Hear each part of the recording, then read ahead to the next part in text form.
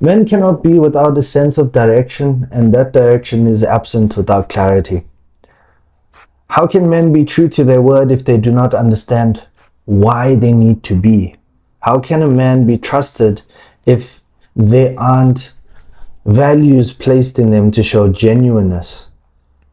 How can man provide and protect meanings that will be given soon in later episodes if they do not know what it means to be providers and protectors, or have the tools to ensure that who they are providing and protecting? The answer lies with what your father has taught you growing up. Certain values, certain customs, certain principles and morals which shape you to be a man, but most importantly, shape you to be a responsible man. A father who teaches you the values and principles of the home has been taught the values and principles by your grandfather, and so forth and so forth and so forth. It is something that has been taught through generations, and it is your responsibility to uphold the name of your family with these traditions. And you do that by passing it on to your son. What does it mean to be traditional? How do we define this? How do we measure this and link it to being a responsible man?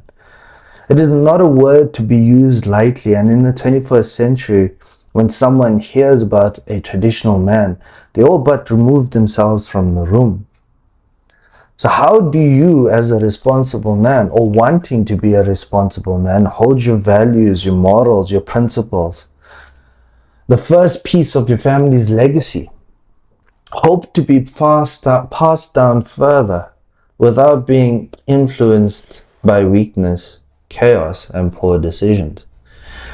So today I have asked a lot of questions in the opening, and I think we are going to have a very, very interesting, insightful, in-depth conversation about traditionalism and what it means to be traditional as a responsible man.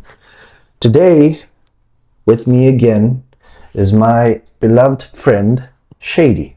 How you doing? Good in yourself, Adip. Yeah, so a traditional man. You know, I was listening to you speak earlier, and you said if you look at generational upbringings, and sometimes you'll have that one man that's a coward and a drunkard, and unfortunately his son becomes an abuser, and then the grandson ends up in prison, right? Which is not the way we want to. That is not a traditional man at all. And we spoke about no sense of tradition and weakness. But I think let's start with what isn't a traditional man. What isn't a traditional man? Okay. And we've got to start from the beginning of time. Adam and Eve. Okay. So regardless of our faith, we all know the story. The snake, the apple. And when God said to Adam, do not eat of that, said to both Adam and Eve, don't eat from the tree of knowledge. But the first aspect was when Eve was enticed, Adam did not say no. He ate of the apple with her. So the temptation was there, and he succumbed to it. The second part was not taking accountability and actually throwing her under the bus. And that is what's not a traditional man. I would say that is what made Adam weak in his thinking. But on the upside, if you actually look at it, when they were expelled from the garden, the comforts that they had was gone. And this is where the traditional aspect comes in, because a man has to go in, plow the fields, work hard, and more often than not, it's his son that comes and helps him. Where the woman is the homemaker. I would, with respect to the Adam and Eve story, so God provides Adam and Eve this paradise, this lovely land filled with, from what I remember, a life of luxury. A life of luxury, right? And he only had one rule. The rule was do not eat the fruit from the tree of knowledge. Okay. Yes. And Adam and Eve agreed, and I don't know how long they stayed, but they stayed for quite a long time. And what were the gifts that were given? They were given food, they were given shelter, they were given immortality, they were given beauty, they were given all of these things. Now all of these things create what would you say? It creates a sense of comfort. It creates a sense of, I do not have to create a sense of morals and values. They are given to me. I have my rules, I will follow it. Yes. Right? So I don't need to create an identity of myself. So I would first say that traditions create a sense of identity. Yes. Okay. But being the curious mind that Eve was, and being tempted by the serpent, you're saying that Adam didn't stop her and he didn't stop himself. Yes, because he didn't have the self-control to stop himself. Right. And then the second aspect of it was he didn't take accountability for what he did. Mm-hmm. And we have to look at that. We have to look at the second part of it, because yes, we all make mistakes. Mm-hmm. Every person makes mistakes. Mm-hmm. But it's when you take accountability and you take stock and you say, you know what, I have messed up. Mm-hmm. Because instead, what did he say? It was the woman that tempted me. And made me do it. Yes. And what had happened was, who was put on earth first? It was the man. Right. And so he should have had the discernment to say that, you know what, I messed up. So he should have had the experience and knowledge to say, you know what, don't do it. Yes. Do not be enticed by the serpent, and do not eat from the tree of knowledge. Okay. So, but in essence, he also grew curious as well. I mean, like I said, I do not know how long they had been in the Garden of Eden, and I'm sure they had been curious, but the rules of the house was, do not eat from the fruit. Do not put your hands in the cookie jar. So far, in that essence, but temptation was present. Yes. And when you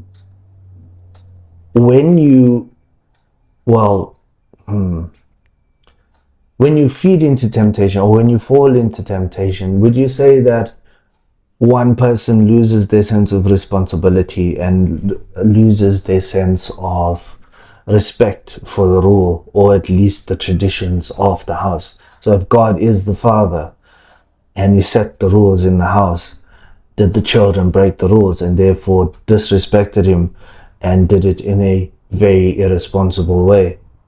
Yes, because what's that age-old saying? Curiosity killed the cat. Mm-hmm. They were curious. They went in. They defied what the rule was. And unfortunately, man has had to go out, build things from scratch, to go and plow the fields. And we have the society today where obviously a lot of things were grown during hard times. Mm-hmm. And the tradition, and I will say now, the blessing in disguise was, with Adam going out there and building, it set the example for many other men to follow in the same way. Now again, we look at now what another irresponsible or untraditional man. Okay. And remember Samson and Delilah. Not particularly. Okay, so Samson. So in the Bible, Samson had long hair. He was the king of Israel, and he had all the women wanted to be with him, and all the men wanted to be him. Mm. So he was extremely strong. His hair was never cut. But again, going back, because his mother told him, don't ever tell them your secret. If you cut your hair, you're going to grow weak. But the arrogance comes in. The ignorance comes in to say, you know what, I am this embodiment of a man. And I don't need to listen to certain instructions. I don't need to listen to certain principles. And what happened? Unfortunately, he had his eyes put out. Towards the end of his life, he was restored again with his strength. But his eyes were still put out. Okay. And he was made a slave. So he went from the king to being a slave. It's an ignominious defeat. Okay. I think what we're trying to, I think if I apply it now in real times, I think fathers, or at least parents, no, fathers have gone through a particular journey in life with their parents, right? Certain things that have happened to them that they don't want their children to experience. One of those things is hardship. Yeah. Now, I feel that fathers get into a position where when they say that I never want my child to experience hardship, it's taking away the experience of building tradition or building strength or building character, right? And if you are a sheltered human being, not given a lot of responsibility growing up as a child, because like I always say that a child is a blank canvas, right? You have to paint this canvas in the image of the following. They must be able to build character. They must be able to go out and thrive in society, even through hardship. And they must be able to create a sense of, well, their own traditions and rules of how they want to live their lives, well within also what they've been taught, right? So respect, morals, values, all of those things, right? And the moment I think that a father says to their child, I do not want you to experience any hardship, the child will not experience any hardship. But when he becomes an adult, he would wish that his father taught him the value of hardship. And I don't feel that a traditional man should hide their children from certain hardships. You know, like, well, if you built wealth, I don't expect your child to be poor, right? If you have the resources to provide them with certain things that will make their life easy, great. But the responsibility for it, for example, father purchases a car for his son, and there's no sense of responsibility around this car aside from drive and arrive safely. They don't have they don't teach them the value of filling up the car. They don't teach them the value of servicing the car. They don't teach them the value of cleaning the car. And what do you get? What do you think you would get, Shay? Well, you're going to get a car that's not going to be working. A car that's always running empty. Right? And it's basically just something that was just given to me. I'm not going to water it. I'm not going to grow it. I'm not going to look after it. Perfect. It's going to be a sense of thing that I got this. It's my dad's responsibility. It's not mine. That is not traditionalism at all, right? And you, as a father, you need to teach these certain values to the kid. It is as small as that, and that's why I say that the teachings of the father are subjective to the household. Right? And sometimes shared based on social norms of the current. So sometimes we have to take into account certain things that happen in society, and we have to apply it to our traditions in that essence. Because you know, when you say you're sheltering a child, and it's so true, if a man's come from an extremely violent background, right, abusive uncle, maybe sexually molested as a child, under no circumstance in the traditional aspect of a protector to ensure that the child did not experience violence or sexual molestation, to name but a few. Mm-hmm. But if the father grew up poor, where they had to struggle to put bread on the table, then you should expose his child to that. Right. Because you're never too great to fall. Mm-hmm. And you could say to his child, listen, this is what's happened. We're not saying subject the child to it. But trauma is a good and a bad thing.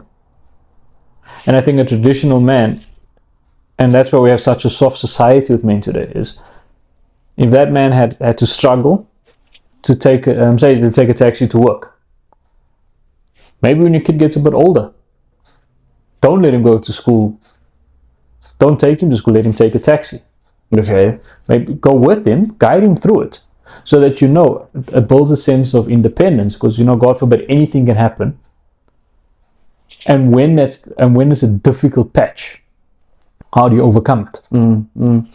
I think sometimes the traumas that generations face, or at least men face, is so powerful that the only thing that they do know is to take this sort of behavior into their generation, right? And bear in mind, I'm not taking away any accountability from people who commit such heinous things onto their kids and their wives, but it comes and it stems from a place where it's very overpowering. This, and it's through social learning as well. So I see my father being abusive, whether verbally or physically or emotionally or psychologically. There's so many ways of abuse that I don't look at what it does to the victim. I look at what he gets. Yes. Right? He gets rewarded for it. So if you want to take a chronic alcoholic and he doesn't have the money, so he will abuse his wife in some way or another, make them feel bad, make them feel terrible, or just be brutal and aggressive. What is the reward for that? He gets his alcohol. The son sees this, and may bear in mind, if blinded by certain aspects, of course, sometimes we are kids at that time. It becomes the norm for us. It becomes a norm, not because of anything else, but because of the reward. I will throw a tantrum. Abuse is nothing more but a tantrum in a short way, but a more intense, a more dangerous type of tantrum, right? And with that tantrum, I have accumulated my reward, my alcohol bottle, right? So as growing up, the child would do the same, but the same is on the other front line as well, a sheltered child, right? If they, at any point, a child loses direction in their values, they throw a tantrum. If the rule of the house is you cannot watch TV for more than an hour, then what happens? You throw a tantrum and you get 2 hours. You throw another tantrum, you get 5 hours. You throw that in its essence, if you don't have a hold on yourself as a man, and if you don't have a hold on your child as a man, you are not upholding the values of traditionalism. And irrespective of how normal or how the social structure is right now in its current form, like, you have to assign discipline to it, right? So if you had to look at the 21st century, you would notice that a lot of parents are scared of their kids. A lot of parents are scared to reprimand their kids, and it does become a thing. How do you impose, or how do you share traditions in that aspect if you are scared of your children? Well, I think that's where woke cultures come in, unfortunately. Children do have rights, yes, and I'm all for disciplining your child. Growing up in a mixed race household, Indian mother, colored father, my goodness me, my mother would beat the holy hell out of me. Right, and didn't make any bones about it. But what did it do is it made me disciplined. It really taught me that, you know what, if my mother takes out the belt, or my mother smacks me, which she's done multiple times. I think I got more ass kickings by my mother than my father. Father would take the belt, my mother would, when mothers get angry, it's mayhem. You have to hide somewhere. Right. But what I felt is it didn't take anything away from it. If a parent disciplines the child, especially the father disciplines the child, I'm not saying hit the child with a fist. I will never say that. But if the son speaks up, and if the son is rude to his mother or to his sister, and his father punches him in the chest, then the father's not wrong. Because if you're showing violence towards your mother and your sister, what's that going to show to the next person? Because now you've become a bully. And as you said, you're throwing a tantrum now. I'm throwing a violent tantrum because I'm not getting my way. So I'm standing up, I'm saying, yeah, you can't touch me. As an adolescent teenager, you can't touch me because I've got rights.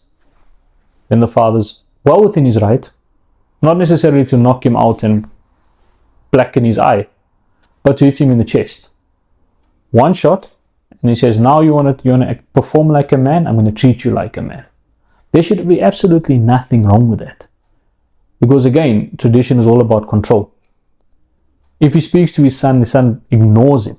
The first time, the second time, by all means, you're allowed to go up and punch the kid. If the kid is doing drugs, what are you going to say? Oh, son, you can't be doing drugs. You cannot spare the rod and spoil the child. Okay, so two things that you mentioned that I will address, right? So I may disagree with you on the part of abuse, right, or any part of spanking, right, or in that element. I do believe that in order to oppose or impose traditionalism, you must have a rewarding consequence. I do agree with that part, right, or punishment of that nature. But the punishment must be something that will, of course, deter the child from doing the wrong again. Yeah, but I'm saying, now you come in, you've got your son one day when you bless your son, and you say to your son, I need you to do this, this, and this. And he defies you, okay? So what do? You take away whatever console is out in the market. Let's say an Xbox One, or you take away his Xbox or his PlayStation. Right. Take away his cell phone alone, your cell phone rights. Then the mother tells him to do something, and he defies the mother again. And this time he uses aggression, but because he's bigger than his mother, are you going to say, son, I've asked you once, I've asked you twice, please listen. Now, I'm not going to sit back and I'm not going to tolerate that. And I don't think that modern men should tolerate if their son gets out of line. My friend, wonderful friend of mine, and I got the shock of my life, took the belt and he whacked his son the one day. In front of me. And I looked and I said, but dude, I never expected you to do that. And he said, we used to get our asses handed to us. Our mothers and our fathers, mainly our fathers, would come in and hit us when we were naughty. They'd reprimand us first. The second time, if you're out of line, you should be disciplined. Sometimes the discipline should be physical. I caught some crap many years ago. My father beat the holy hell out of me. And I never pulled that stunt again. Why? Because of the ramifications of it. Because if you don't, again, the child goes and bullies a girl. What happens if he hits a girl at school? Are you going to sit back and say, oh, there's issues at home, we can't? No, the child is going to be expelled. But if the father enforces it immediately, and if he sees the son going wrong and he disciplines him, and sometimes he disciplines him physically, he's not going to do it again. He's not going to do it again because he knows there's a ramification to it. Because if he goes to juvie, there might be someone bigger than him. Sure, okay. Like I said, the reward and punishment needs to be related to the action that was caused against the traditions of the household, right? And coming into the 21st century, right? In this, how do we build responsible boys? First of all, as a responsible man, and it is tough to use that way of the old, right? Why do I say it's tough? Right? Like you said, children have rights. They do have rights, right? And they can go to the police and say, you know what, my father spanked me, right? And it was an order of discipline. You've never hit this child before in your entire life, right? This was the first time because things got so out of hand and so out of control that you had to do it, irrespective of what it is, just like you said, though. Under no circumstances would the policeman aside with the father, because it is within the child's best interest, and that is the law. So now we take all of that into account, and kids are very, very savvy with tech and stuff and reading and the law and things. What would be a suitable punishment other than what would be a suitable punishment for disrespect other than beating the child? Well, this is going to sound funny and it's going to sound wrong. But then we've got to go all North Korea on people. North Korea. Yes, and bear with me with what I'm about to say. Okay. Labor. Yes. So you're going to say to the kid, if the kid is naughty, you got a nice big ass yard. You're not going to phone the garden boy because we've made it easy now. You said, oh, you didn't listen. Oh, you didn't want to study. Okay. You're going to go and work. You'll have the garden boy there, but the garden boy is not going to help you. He's going to supervise. And any shit that you catch on, he's going to come and report it back. So now he's got to work in that heat. He's going to have his water. He's going to have his food. But is he really going to sit back and think, yes, this is actually what I want to do? Because he's taken away from his comforts now. He can't watch, say he's a football fan or Formula 1 fan. He can't watch his favorite sport. And it just happens to be at that time, he cannot watch TV. His friends are going to play online. They're going to play Forza online. No, we can't play online today because he has to clean the yard because he's got to work. Yeah. The manual labor aspect of it is, and then you make it, you add salt to the wound.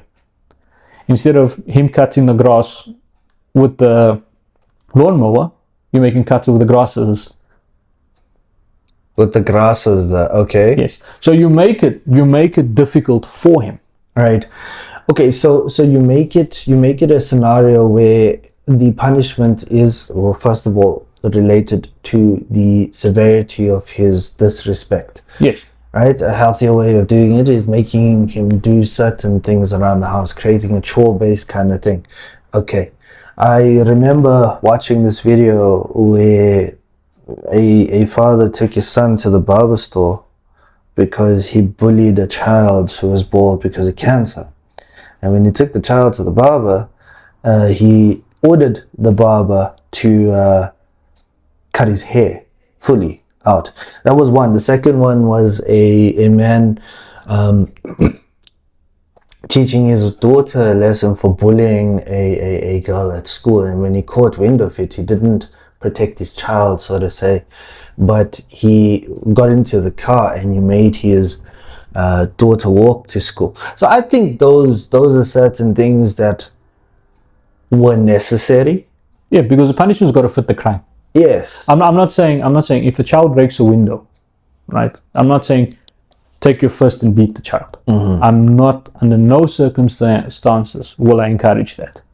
But what I will encourage is, if that child has been a bully at school and he's bullied someone, like the kid with the cancer, what his father's done is the correct thing.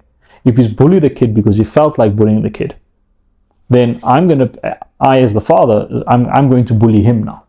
And I'm going to see if he's going to like it, especially if it's a bigger kid. Right? We get different types of bullying. The verbal bullying, the physical bullying. And let's face it, bullying is bullying. There's a difference with banter and there's a difference with bullying. But it comes on to the onus of myself as a responsible man, when the traditions passed down from us, to ensure that our generation behaves better than what we did. Right? Yeah. So do it better. Don't create trauma in such a way that we flinch at every moment that we get, but do it in such a way that that the punishment creates meaning, not terror. So, and then the second thing that you mentioned was, I still have it in the back of my. I don't feel traditions are a sense of control, but a sense of a way of life, a cultural type of aspect. It fits within the household. So, like, maybe not a control. Okay, there are rules to the house, right? And this brings me to the categories of traditionalism that I sort of brought out to the way, right? So the first category I have here is the family's way of life. So the father's family's way of life, the place where he was born. right? And there are elements in that category where he needs to master genuinely, right? And when I say genuinely a mastery, it doesn't necessarily mean it is in the absence of mistakes. Mistakes will happen, but they will always come back to the core teachings, right? So I say that first and foremost, within the realm of the family's way of life, he has to put God before himself. A responsible man who is respected and respectful will understand the word of God. He will practice the word. He will spread the word to the rest of his family when he is older, and most importantly to his children. A responsible man knows his limitations when it comes to the following of religion, and will try to eradicate that limitation from his children through the word of God, right? He will not impose the word, right? He will not impose the word of God to manipulate his family, children, and inner circle to fulfill his duties because of his limitations and because of his shortcomings. To use the word of God in the form of manipulation to obtain personal favor in any living aspect is a trait of a weak, disrespectful man that cannot be responsible. Because I think another form of traditionalism, right, and our great friend Sila always mentions it, is when you eat at the Al buffet, right, the losses. So anything from business to your personal life, there's always a form of loss. And a lot of the time, we spoke about, again, tradition and going back. You can always be a worse off version of yourself, or you can be a better version of yourself. And the traditional aspect of every man that you teach all their kids is when you lose, is how to get back up again. Okay. Because I think a lot of the time when a kid loses at something, especially you get bad winners, Chelsea fans, and you get bad losers. I'm taking shots here, Liverpool fans. But when you take the loss, it's not the end of the world. It's not a train smash, because you do get stumbling blocks in your life. Sure. Right? And as responsible men, this is what we need to teach our next generation. Because a lot of the time, a child will, get that participation trophy, as we spoke about in our previous podcast, with competition. But what good is it if he doesn't want to participate again because he lost? And say like, oh, I'm going to give up. You can't give up after one try. I mean, Colonel Sanders was 68 when he got his break. How many L's did he eat before KFC took off? He had quite a bit. I think a lot of good founders did get to a position where they realized certain weaknesses and certain traits of limitation, and they worked with what they had. And that's the part where I say is that like in with regards to taking losses, men do take a lot of losses, and they must come to be a dangerously confident, respectable man. They must be able to understand that loss is not unfamiliar, right? And that's a tradition or a teaching that at least must be done in a family. You must be able to accept loss.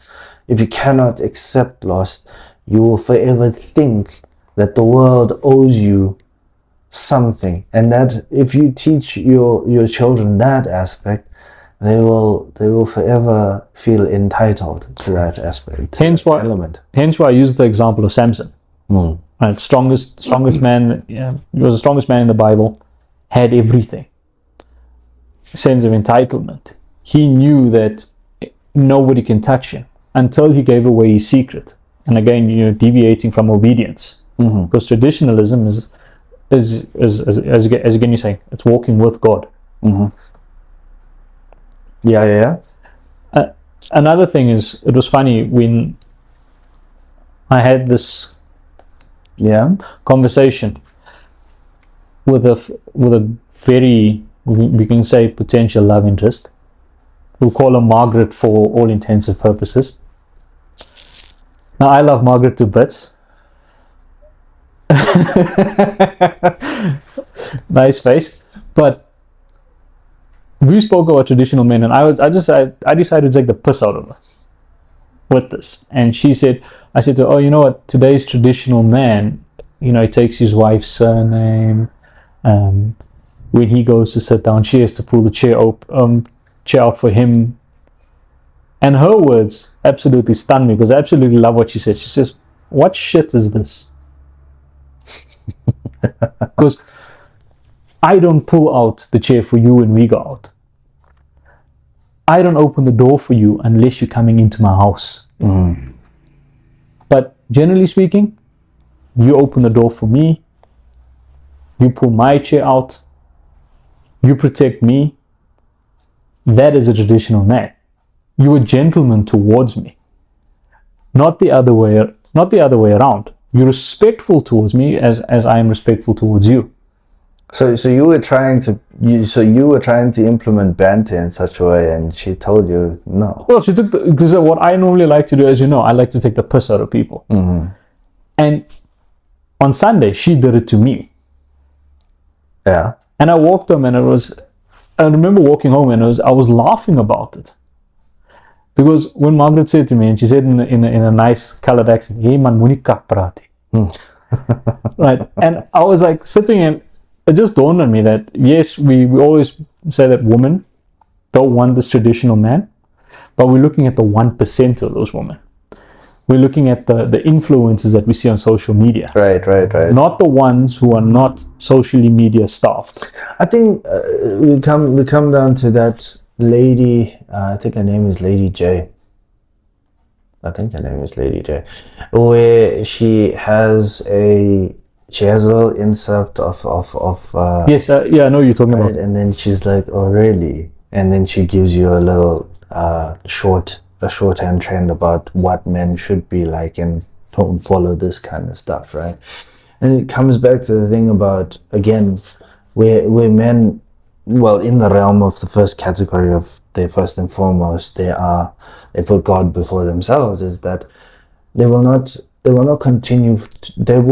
teach the word of God if they know that they have temptations. So certain elements of whatever book that that is in that household is, I am tempted, I therefore will not teach this to you. But as I get older and wiser, I may be able to do this. But he does teach this following thing: avoid the things that will bring certain downfalls. So for example, I don't know in religious texts, but certain elements of narcotics use is forbidden. Yeah, or basically like in the scriptures, in I think it's the book of Acts, if I'm not mistaken, the wages of sin leads to death. Right. And then in certain parts of the Gita, there's this, you don't eat meat. But we do, right? We do. And if you fall into that temptation of liking meat, you cannot teach your kids you have to eat vegetables. Yeah. Right? So that's the thing that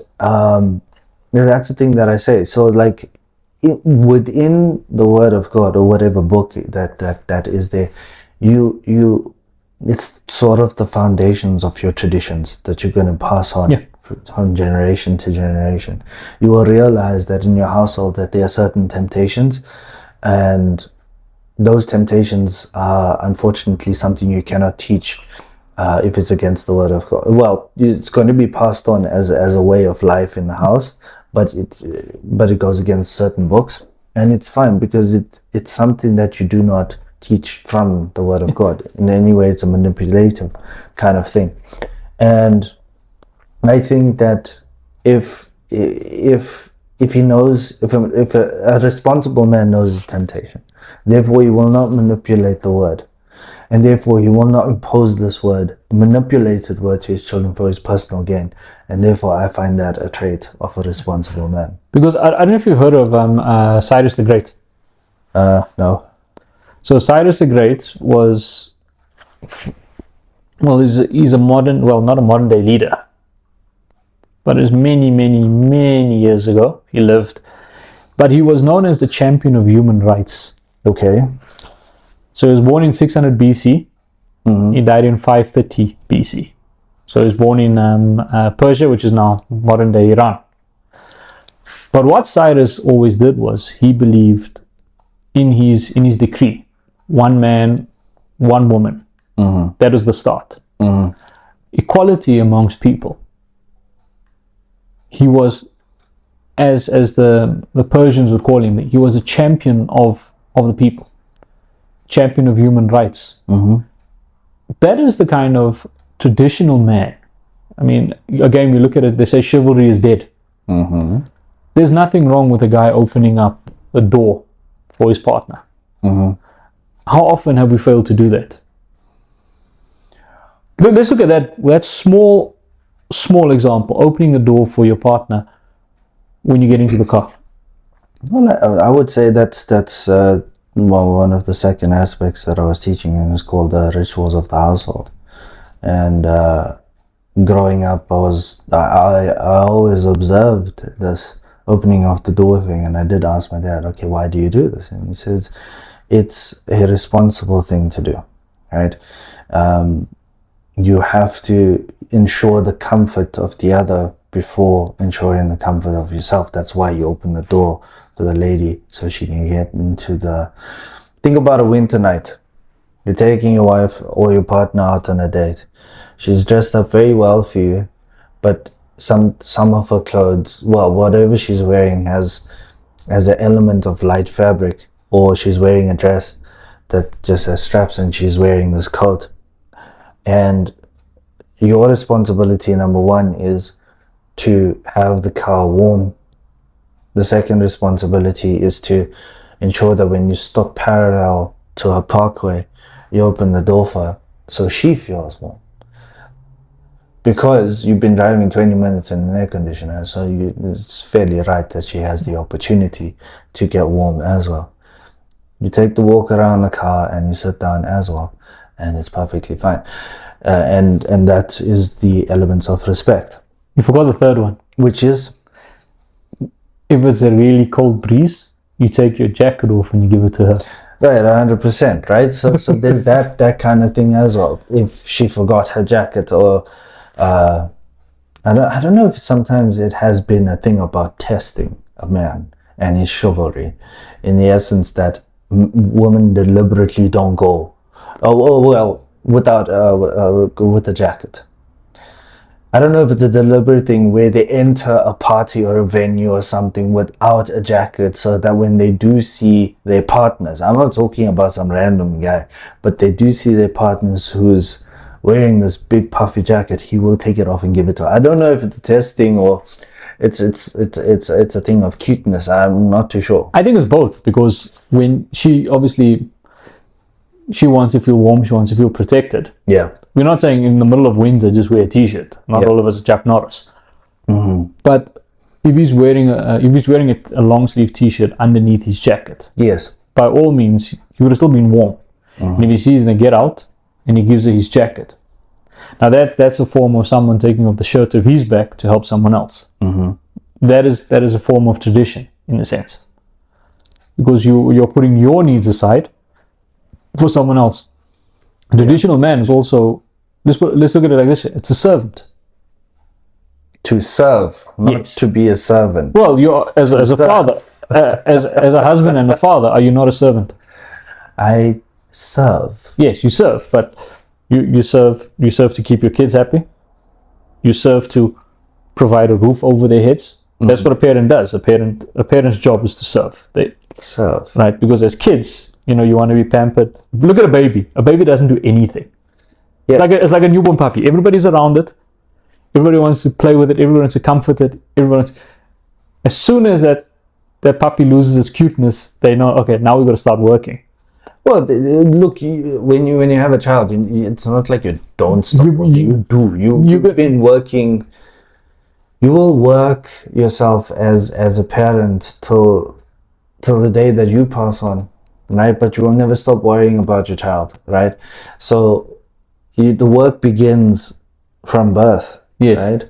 In the act of service, right? In the act of service, you provide, you protect, and like I said, this is something we're going to talk about in later episodes, providing and protecting. But it's an act of service from a space of joy and happiness, Yes. and from a space of teaching, or from a place of servitude. But I think servitude constitutes love. Because I'm not saying spoil the child. I'm not saying spoil the child, because notice something, when someone becomes really old and senile, and we've seen it unfortunately with our grandparents, then the role is now reversed, where the child will now go in and serve the mother or the father or the grandparent. But all the years that person was serving you. So it's a principle that was been passed from one generation to another. And sometimes you'll see that if the person is old and in a wheelchair, that grandchild will come in, oh, you know what, my grandmother or my grandfather did so much for me over the course of the years. Now they're struggling to get water. Okay, you know what, screw it, let me go in, I'm going to do it. Now you're doing it out of servitude, but you're doing it out of a place of love. Because being a servant is not necessarily a bad thing. It's coming out of a place of love, because it's also coming from trust. Okay, if you put that type of definition behind that, then okay, I can see it. But again, I would rather use the word of active service. Maybe it's a pride thing that I'm feeling. I'm not too sure, but I'm well aware of that in that aspect. I think maybe the usage of the word servant. Yes, and that's what I say, right? And that comes down to the traditions of the house, right? Now it's a very subjective thing, right? Traditions of the house is any value or principle or moral that has been taught to you as a child growing up within your parents' house, right? So for example, chivalry, for example, acts of service or servitude. And I say it in the element of, if you do grow up and you start to notice that your parents are old and they can't do the actions that they could do once, it is your turn. Okay, fine. Then certain morals and values and teachings that they have taught you, you will do the same for them, right? It's something. It could also be a thing about rite of passage. Yes. Right. So there are certain rites of passage passages that have happened in your life, in my life. What would be yours? Well, I think mine was when I actually left home at 15. And I made a choice, because I said I wanted to spend the twilight years with my late grandfather. God bless his soul. Unfortunately, when I got to PE, he was no more there. Oh. But the beauty of it was that I stayed with my granny. My granny looked after me. But there were things that I didn't do at home that I was so grateful for that I did in PE. The first one at 15, and I can't believe I'm saying this, was actually making my bed. So a rite of passage for you would be learning how to make your bed. Learning to make the bed, cleaning the garden, cutting the grass, frying an egg. Let's not go there. But I don't want to burn the house down. But it taught me a lot of other chores. Sure. I would go out. My granny would say to me, "Listen, you haven't watered the grass." And I looked at her the first time it happened, and I didn't have my parents there to back me up now. So I took the hose pipe. I made a complete hash job of it the first time. Granny took the piss out of me, and she said to me, "No, you didn't do it right. The next time, this is how you water it." She showed me how to adjust the sprinkler. But because I had it soft, because we had a gardener that would do everything, my granny said, "Okay, get the lawnmower." It wasn't a trauma test. It was me also doing something, because you're sitting at home watching TV the whole day. It's not going to do you any good. Right. So I think take the dogs for a walk. Those small things, and eventually it came out to say that, that was my rite of passage, because it was things that my father wanted to teach me, but like Samson, I saw it, but I had to have my eyes put out in order to actually see You're right. what the value in it was. Right. Because when I went to PE, I was on my own. Yes, I had male family members there, but they also had their own kids to look after. So there it was I to fend for myself. But when my eyes were put out, then I started to see things, and I started to see the bigger picture. 100%. So there are certain traditions in the household that that we consider a rite of passage, and some of those teachings, of course, I will not speak for other cultures, but there are certain teachings that are considered immoral of these days, and how do we implement that in the 21st century is something that is very important. I think that I think when we have the conversation about rite of passage, we'll try and make it multicultural to bring it in full depth. But I also feel that as a responsible man, right? As a responsible man growing up in your parents' house, you will notice certain values and certain teachings and certain principles that were used in the form of manipulation. And I feel that as a man growing up, these are the things that you need to remove when you go into your house. So the second category of traditionalism is the way of your house. Yes. Right? And the first thing that I will say to you is that a man is not an island when he's married to his spouse. Right? And a man who is godly and cultured masters the art of being open to listening to his spouse, and she too brings the aspects of tradition of her home. Right? And the both of you all effectively need to come together, and you need to identify and find neutral grounds on what the traditions of your personal house is going to be, your house, right? And a responsible man will take note of that, meet her halfway, and find a resolve if traditions clash. Now, I think that's a very important thing as well. So when you're starting to put traditions into your own house, yes, you may have very strong traditions as well that you want to bring. You have filtered out traditions or teachings that were used for manipulation purposes only, but she has also. And I think it's very important to listen to your spouse, because she too comes from a space of tradition, and it must be respected. What do you think about that? Yeah, because I fully agree with that, because behind every great man is a great woman. Mm-hmm. And a lot of, what's that saying, a happy life, happy wife. Okay. I don't believe in that aspect. I believe that traditional women, not these boss bitches and boss babes, but women that are born in good households, without the sense of entitlement, know that there are certain sacrifices that they have to make. They don't get, in my opinion, they don't get enough plaudits for it. I sat with another guy, it's an elderly Jewish guy, who was sitting in the sauna at the gym. Right. And he said to me that because he was working all the time in his life, he had 4 kids. His wife was the one that kept the traditions alive, and they worked together. And he said if it wasn't for his wife, neither he or his children would be where they are today, would be successful. And that's a very important thing that you say, right? A spouse will support the man in following the traditions of the house. So as long as, well, the traditions are sort of dualed and compiled, consolidated rather. Because I don't know if you ever watched the movie Grown Ups.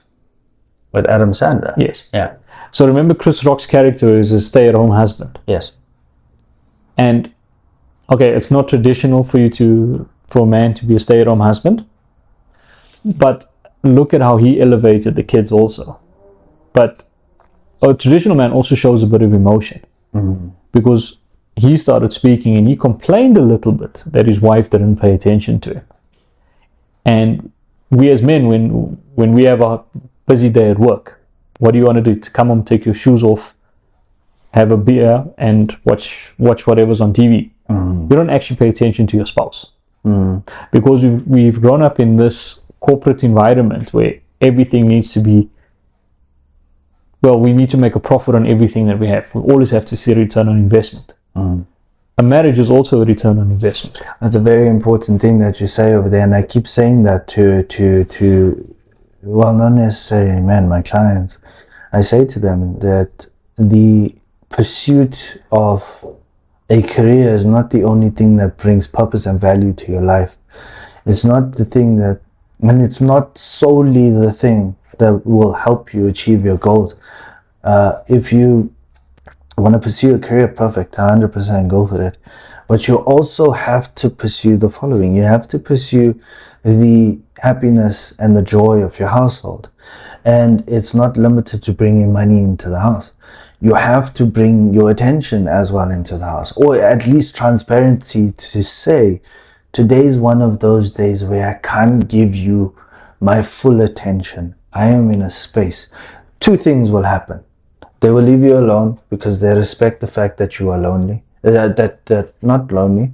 They will respect the fact that you are a person who likes to introspect. But the second thing is, they will show you a sense of support. And they will show you a sense of support by not giving you a hard time, or not necessarily trying to give you a hard time, but rather giving you that space where you don't have to talk about work. You don't have to talk about family politics. You can play Monopoly, and they will have fun with doing it. And I always say in this case over here, and in this element, the same must apply to a man, a traditional man in that essence. Your wife comes home. It's the 21st century. Again, I will keep repeating that. She works too. Yes. Right? And even if she is a housewife, she works too. She works just as hard. Yeah, exactly. And the point that I drive is that some days she can't give you her full attention, and it is your duty, tired or not, to give her the attention, to keep the home, well, sort of close, right, and structured. And the roof has to be structured all the time. And I always say this as well. There cannot be any opposition or conflict in the teachings of tradition, right? Whether it's values or principles or morals. It will create confusion, and it will create entitlement, and it will create recklessness, right? And this, in the eyes of society, you will have cultured children, but at home you would have uncultured behavior, uncultured children. And that is a reflection of a man. Well, the man will see himself at this point as weak, disrespectful, and disrespected. Weak in the sense that he can't control his kids. Disrespectful to his lineage or his generations or fathers, and he is disrespected because nothing can ever come to. He doesn't have control of his house in that element. And would it be fair? Would it be fair to say that a man who's highly successful is disrespected by his kids because he always spoils them? And we're talking highly successful in his career and in his finances, but spoils his kids. Look, again, they haven't worked for anything. He's built up a business. They've decided to drop out of university. And then he's put them into certain... It's a sign of a man who does not want to teach his children some level of traditionalism, right? You can teach if you can teach your son to open a door, I'm talking about the man that you described. If you can teach your son how to open a door, but not the reasons why, he's doing it just because he has to. Yes. Right? If there's no meaning to what you teach, then it is nothing. Right? And that's the thing, that when you spoil a kid, there comes a point, give your kids whatever you did not have, but help them understand the value of why they have it. Don't give them the thing of oh no, when I was growing up, I never had any of those things. They don't care to hear about that. They want to know why you got it for them on a more grander scale of it, right? So, for example, I grew up with, I was that entitled child, right? I was that entitled child. I had everything given to me, and there was a lot of terrible, horrible things that you can ask your brother-in-law. You can ask him. You can. He was my neighbor, and the one thing that I know for certain was that I knew no consequence. Right? I could do whatever I wanted, and I knew no consequence. And things changed in the house, and then I suddenly realized what my dad was trying to share with me, what my mom was trying to share with me, and I'm only feeling it now. So, was it painful? Is it painful? Yeah, sure, it is. It's super painful to realize that comfort disappeared. But it's also good to know that I can thrive in the absence of comfort, and I know the value of the things that I buy, and the things that I own, and the things that I earn, and it's very tough sometimes, but no less it's something.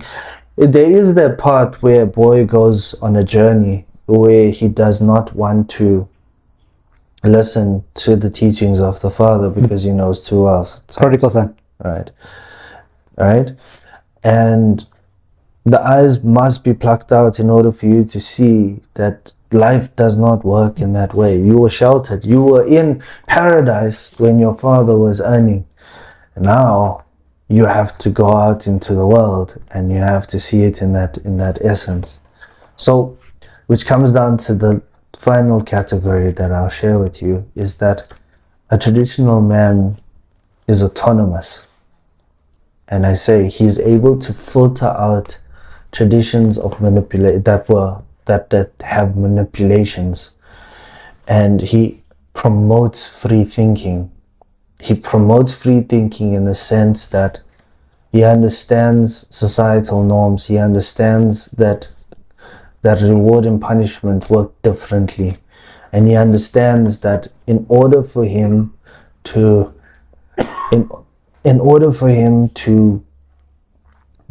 give his child the best sort of norm, the best sort of upbringing from a traditional sense, it must be done in a way where he allows the child to go on the journey and then come to the realization on his own.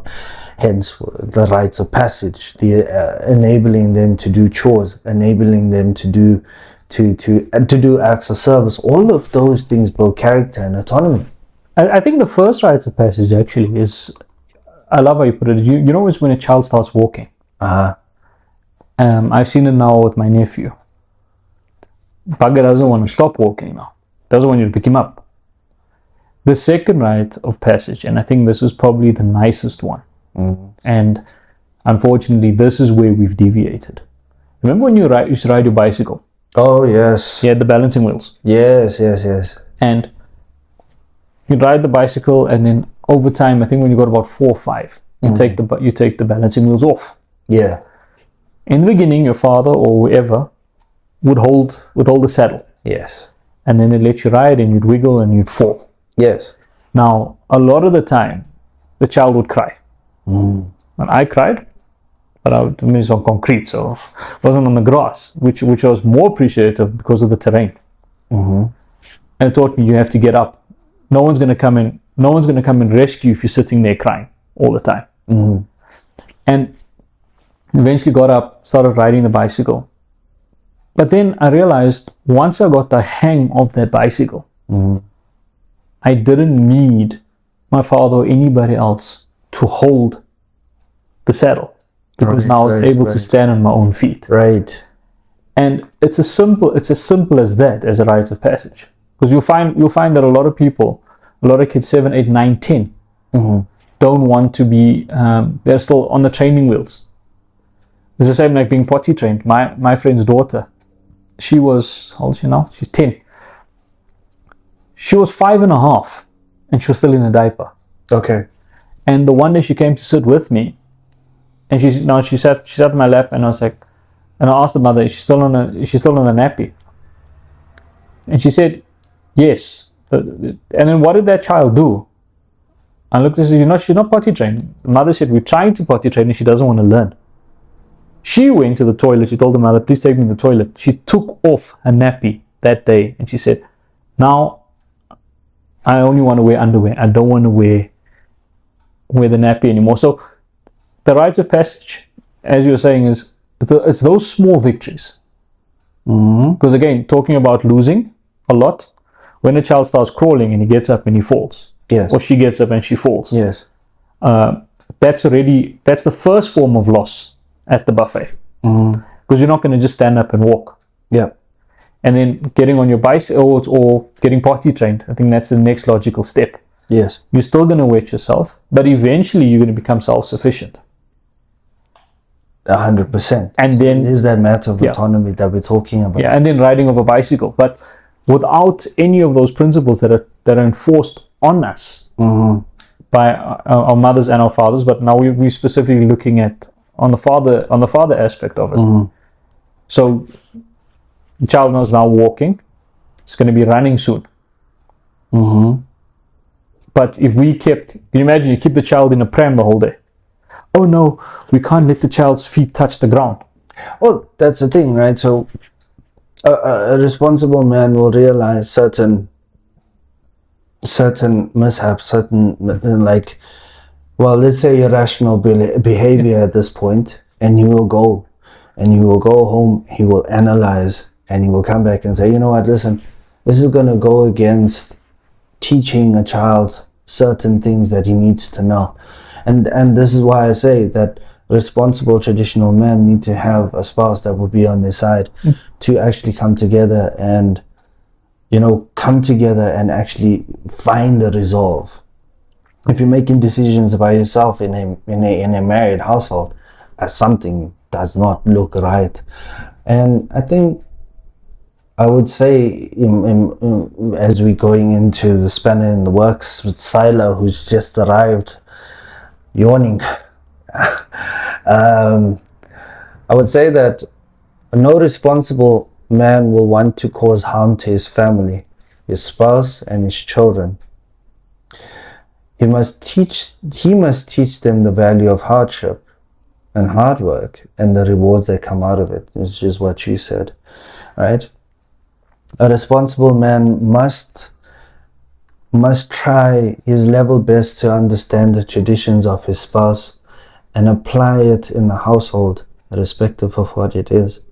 If it fits the narrative of ensuring that the child will grow up being traditional, being respectful, and being respected, it must be applied.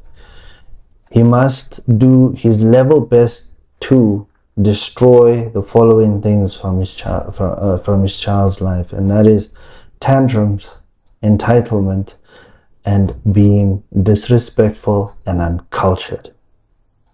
And that is what I say traditions are there for, in that element. What would you like to say in closing? I would love to say, you spoke earlier about board games. Yeah.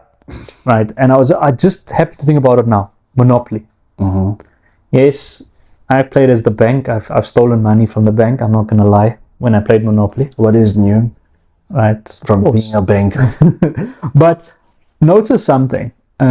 When parents play Monopoly with their kids, you go and get your property and you start buying things. Right. Notice that you have to also get the money in. There needs to be an income stream. But notice how angry the child will get if they have to pay income tax. So past return, interest. Yeah, you pass return, you get the 20,000 rand. Yeah. But then as soon as you land next to Durban Airport, income tax 10,000. 100%. And that teaches your child already, you know what, there's going to be a loss. Or the dreaded card that we've all gotten playing Monopoly. You are being audited for those houses and the hotels. Please pay right. an X amount. Sometimes you realize you don't have the money. Yeah. So what do? You have to sell off the asset.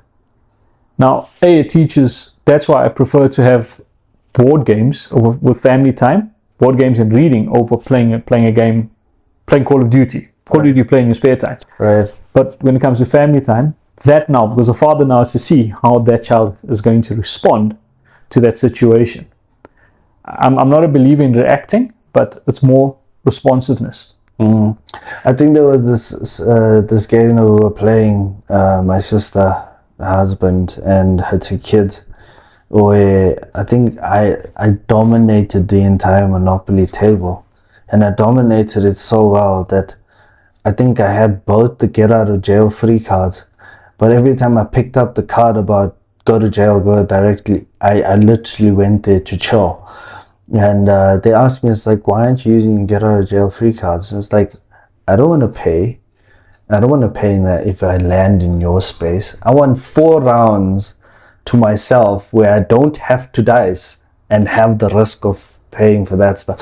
So they found it cheating. I actually sold them my get out of jail free cards. But when they understood the trend that I was going, because I owned like 70% of the board, they were like, no, I'll stay in jail, it's okay. But speaking of which, Sila is here. He has joined. He has another volume of questions and statements that he wants to put out, so we're going to have a little break. And we're going to get back into it as in a bit. To hear from Sila and his spanners in the works. Okay, welcome back to another episode of the Society of Responsible Men. And now we come to that part of the segment where we have Sila, who has been taking down notes and creating a volume of questions and statements, which I call the spanner in the works of our interpretations and definitions of traditionalism in this episode. So, Sila, on to you. All right. Thanks for having me back in this bonus round.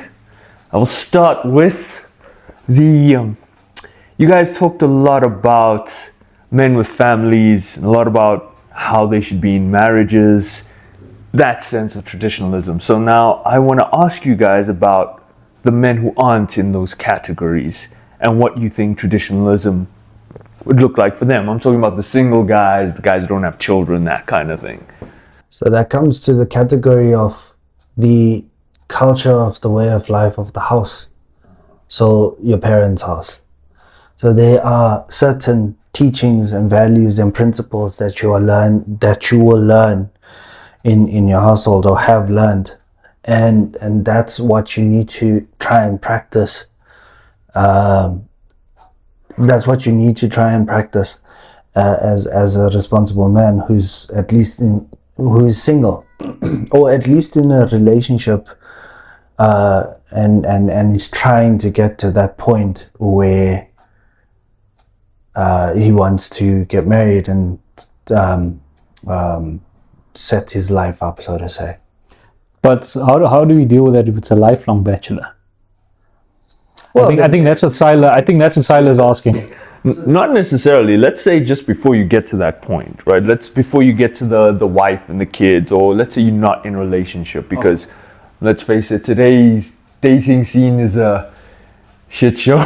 Well, like Shady said, there's only 1% of the women that think in a certain way, and we call them our influencers, and those that want to do whatever they can to show you that men are not all that.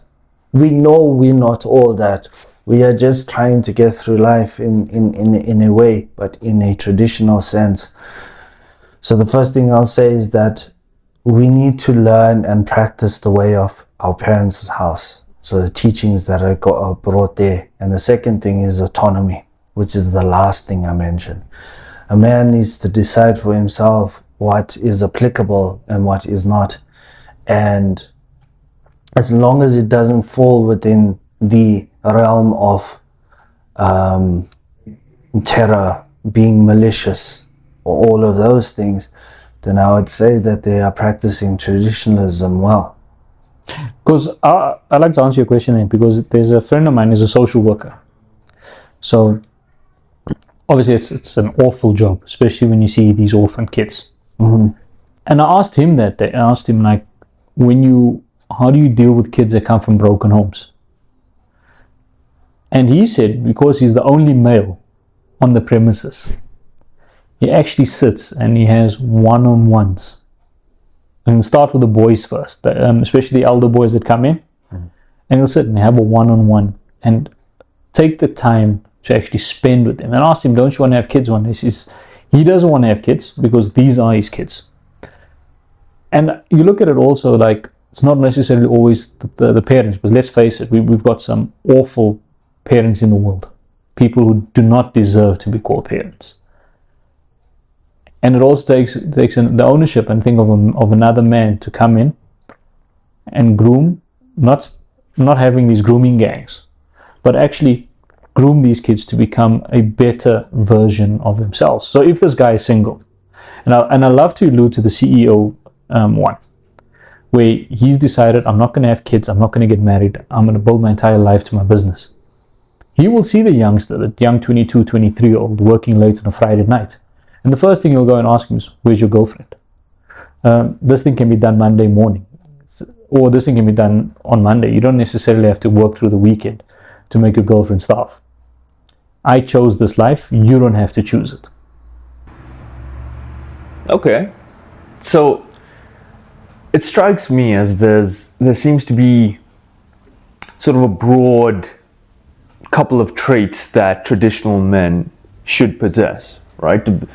Irrespective of household and how they were brought up by their families. So, to your point, Shady, with kids who don't have parents, so orphans, that type of situation, they should also be able to become traditional men, right? Without the teachings of their household. So, my next question then is, just to summarize, what are these traits of a traditional man?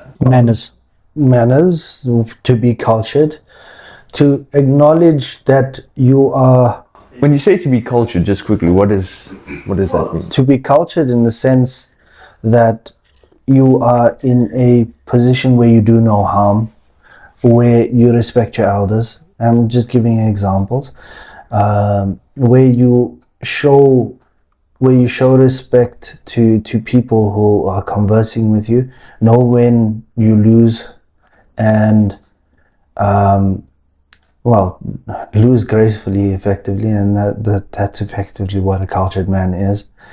So those kind of things that I would say. I would actually say cultured, and if we're going to look at culture now, some of the nicest people I've met, especially when it comes to family men, are farmers. Mm-hmm. Very cultured individuals, because it instills that sense of tradition. And I would remember I had a good friend of mine, he's late now, Jan. So Jan owned a pig and chicken farm, but very cultured individual. Disciplined, was at work on time every morning, could drink brandewijn like it was no one's business, okay? But it's part of being a farmer. But the sense that the kids, he'd wake them up, the boys would wake up at 3 o'clock, 4 o'clock in the morning, go and check the fields, plow the grass, whatever they had to go and plow the fields, whatever they had to go and do. And then still get ready for school, come home from school, do tractor, do their routes and do their runs. And they were kept away from a lot of modern day distractions. Mm-hmm. And I like to use that word, modern day distractions. It was more homely. It was a homely environment where if you look at a kid, and I asked the farmer this the one day, I said, why wouldn't you want your daughter to marry someone from the city? Uh-huh. And he said, the city guys are a bunch of pussies. Pardon for my French. That brings me to my next question, right? How do you think technology has affected traditionalism? Horribly. I love technology, right? Don't get me wrong. I love I love my PlayStation. right? So if you look at my desk right now, it's full of tech. At home, there's full of tech, but there is a limit to what that I put to the amount of tech use, right? So whether I'm going on to social media, or whether I'm going on to the internet, or whatever the case may be, there is that limitation that I have, and I never deter from it. It is something that, again, I am not autonomously instilled in myself to say that if I am spending a lot of time on my devices, my social media accounts and so forth, I'm being irresponsible, and therefore I'm not doing the things that I'm trying to teach or trying to instill, or what we are trying to do with men in that essence. And technology is a very bad space to be in this kind of scenario. In fact, I'll go back to the early 2000s, and I will say to you that, you know, when I had an iPod, fine, I knew that I had a limitation to that. Internet usage was limited to dial-up. I was happy with a 3310 or a colored screen cell phone with very limited use of the internet. It was better. And I agree with you with that, because I think what the worst part is today, and I was a bit embarrassed. A few years ago, I bought a pork belly, and I didn't know how to make it. And the first thing my dumbass did was to say to my father, "Oh no, go and YouTube it."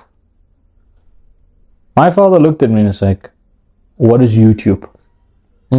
Because when we do things, we put it on. If it's not on TV, he's not watching it off a screen. And eventually, my father figured it out on his own. And a lot of the time now, when kids try to do something, instead of going to their father, now your bicycle breaks, your pedal falls off. Oh, let's go to YouTube. Yeah. Now, the father is robbing the child of that time that they're going to spend together. Because if the father doesn't know how to fix it and the child doesn't know how to fix it, that's fine. Both of you can resort to YouTube. But do it together. Look at the greatest joy. I'm not a big fan of the Fast and the Furious franchises, but look at it like this. When Dominic is fixing his car, his son is there to watch. I do agree with that part. So like, if you talking about the thing where, and this is the part where I don't appreciate absent fathers who feel that work is everything, and when I come home and the weekend I'm just supposed to do nothing.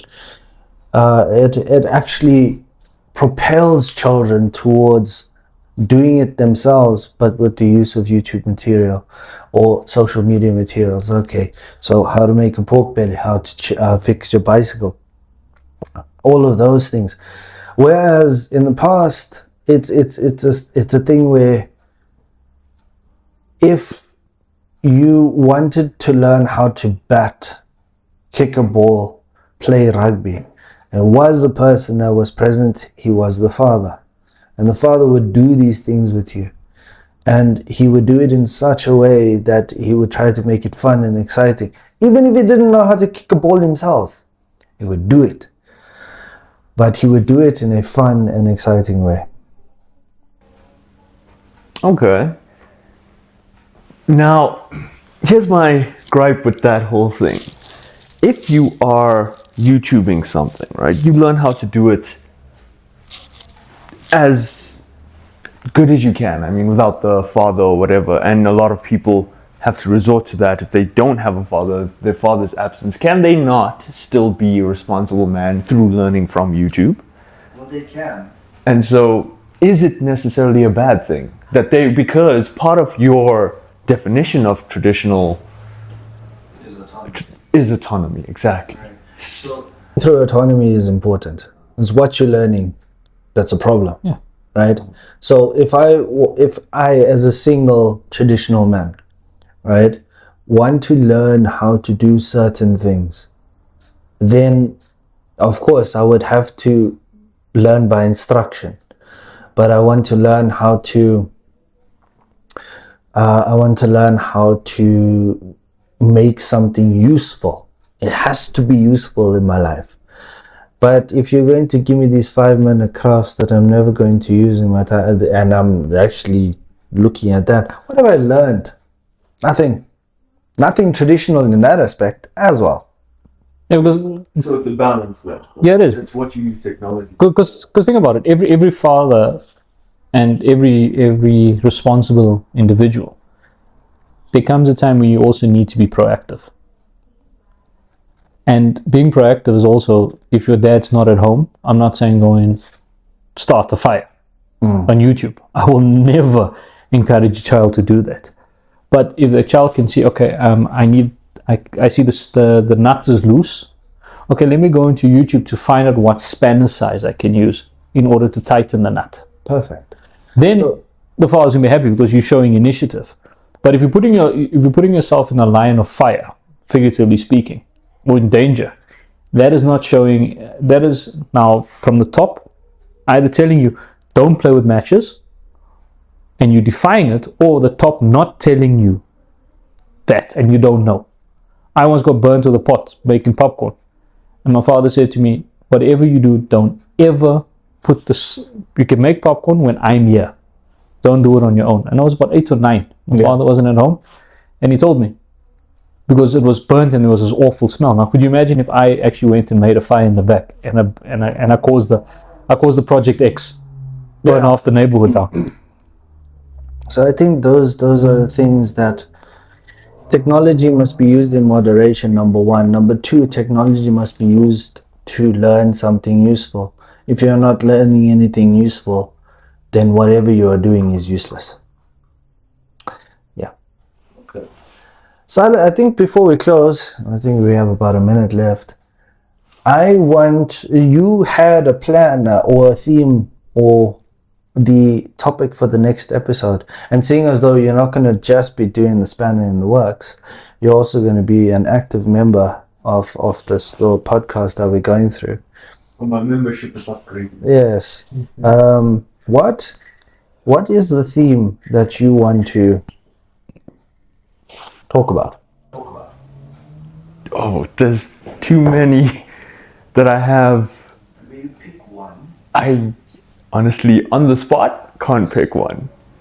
Can't pick one. On the spot. Yes. We could move into dating Right. and how men are in that sphere and what should be. Okay, so in our next episode, we are going to be talking about, or we're going to try and define dating in some way. So modern day dating. Modern day dating in that aspect. And for the meantime, thank you both for being here. Shady, thank you for your insight. And to the listeners, thank you for your time. And we'll see you in the next one. Thanks, Adip. Cheers, guys.